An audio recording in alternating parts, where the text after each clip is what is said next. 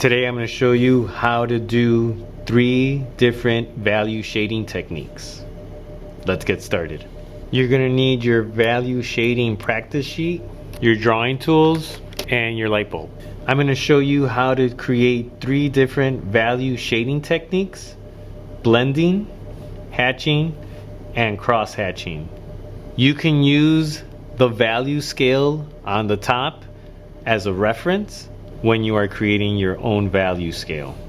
For blending, I'm going to use a pencil, and my light source, I'm going to put it right here. And this light source is just going to help me remind me that this square is going to be the lightest and that this square is going to be the darkest. When you're doing blending, you want to use your pencil kind of sideways, and you want to start off by coloring it lightly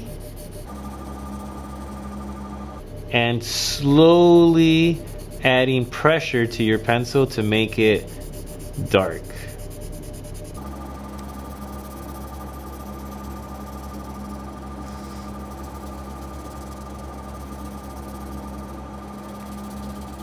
Again, since my light source is on this side, that means that this square has to be the darkest square. Next, I'm going to continue, and I'm going to make this into a dark gray, a medium gray, and then a light gray.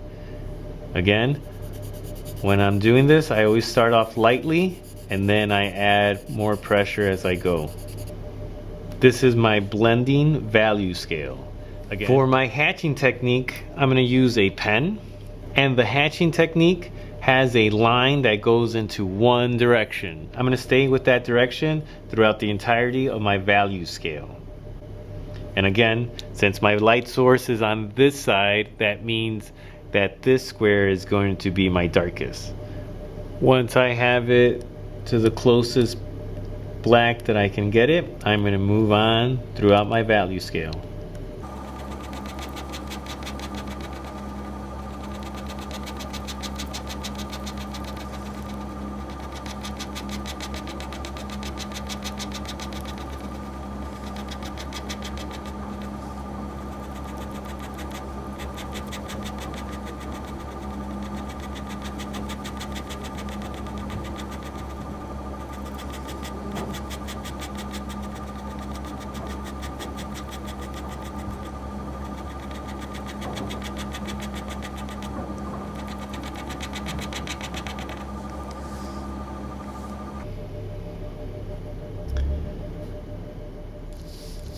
For my cross hatching technique, I'm going to again use my pen, and I'm going to identify the light source on this side, so that means that this has to be my darkest square.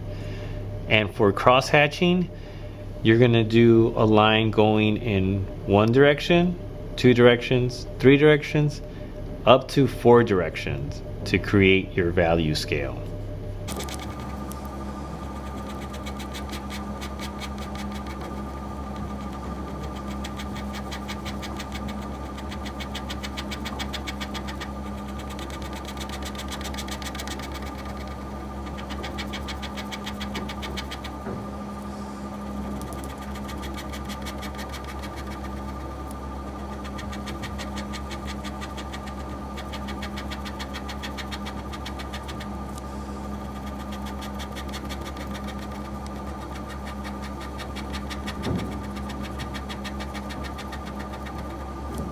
Once you're done with your drawing tools, go ahead and put those away.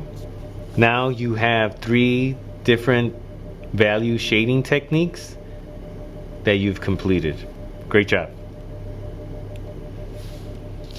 Today I'm going to show you how to apply a value shading technique to fill in the forms of your still life. Let's get started. With this practice sheet, you are going to use a light source and your drawing tools, and you are going to first determine where the light source is going to be. Just remember, wherever your light source is, that is going to tell you where the lightest part of your form is going to be and where the darkest part of your form is going to be. Okay, so if I leave if I decide that my light source is going to be right here, This is going to be my lightest part, and this is going to be my darkest part. You can refer back to your value shading practice sheet to determine which technique you want to do.